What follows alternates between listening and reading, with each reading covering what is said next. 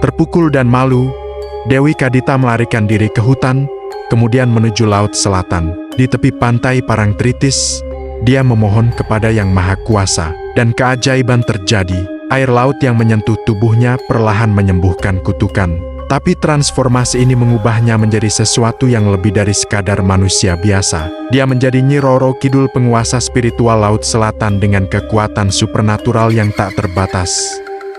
Setelah transformasi, Nyi Roro Kidul bukan lagi manusia biasa. Dia memiliki kemampuan yang bahkan dewa pun menghormati. Pertama, pengendalian lautan total dengan sekali kibasan tangan. Dia bisa memunculkan tsunami setinggi 50 meter, atau menenangkan badai dalam hitungan detik. Nelayan Parangtritis bersaksi, ombak bisa berubah dari tenang menjadi ganas hanya karena seseorang menyebut namanya dengan tidak hormat.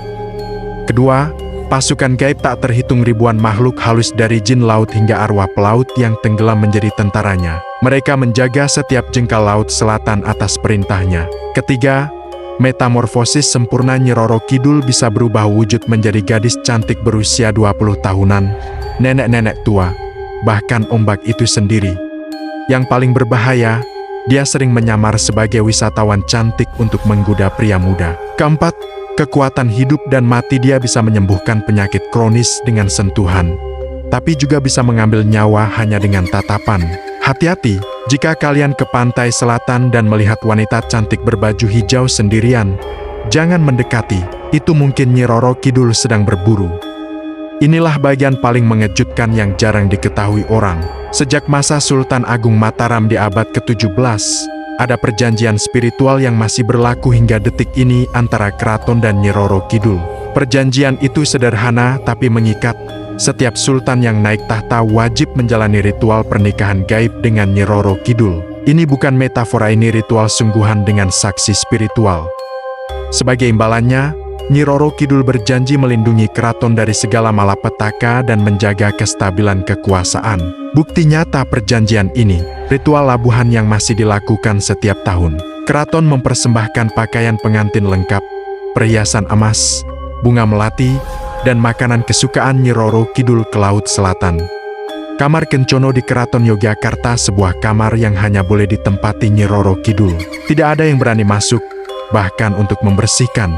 Konon, jika ada yang nekat masuk, mereka akan hilang tanpa jejak. Yang lebih mencengangkan, Sultan Hamengkubuwono ke-10 mengakui dalam wawancara bahwa dia pernah bertemu langsung dengan Nyi Roro Kidul dalam mimpi untuk membahas urusan kerajaan.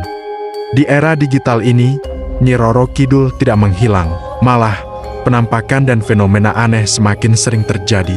Kasus 1, Parangtritis 2019. Seorang fotografer wedding bernama Budi Santoso sedang mengambil foto pre-wedding di Parangtritis sore hari. Saat mereview hasil foto, dia menemukan sosok wanita berbaju hijau berdiri di belakang pasangan. Padahal saat pemotretan tidak ada orang lain. Foto itu viral di media sosial dengan 2 juta views.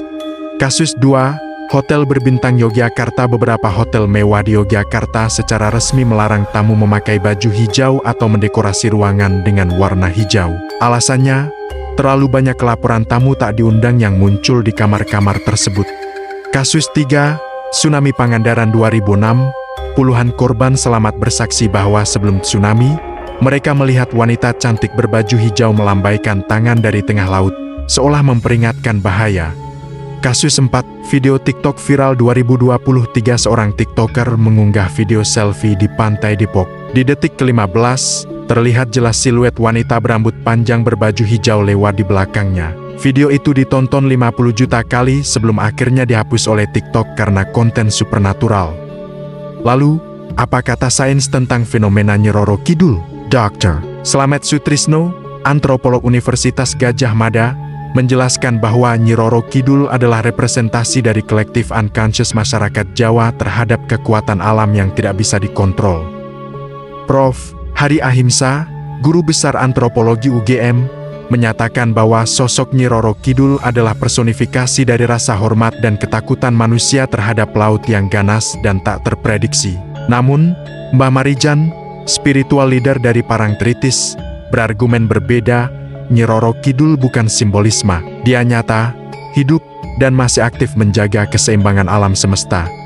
Jadi, nyatakah Nyi Roro Kidul Mungkin pertanyaan yang lebih tepat adalah, apakah kita siap menerima bahwa ada hal-hal di dunia ini yang tidak bisa dijelaskan dengan logika semata? Yang pasti, setiap kali ombak laut selatan menyentuh kaki kita, mungkin itu adalah sentuhan lembut dari sang ratu laut yang masih setia menjaga Nusantara.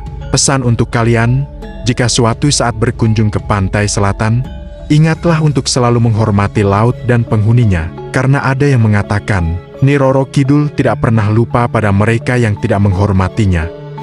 Apakah kalian pernah mengalami hal aneh di pantai selatan, atau punya cerita mistis lainnya? Tulis di komentar. Like video ini jika kalian suka pembahasan mendalam tentang misteri Nusantara. Subscribe Sisa Sejarah untuk mengungkap lebih banyak rahasia sejarah Indonesia yang tersembunyi. Dan share ke teman-teman yang suka konten supernatural. Sampai jumpa di episode berikutnya, dan ingat, jaga diri kalian saat ke pantai selatan.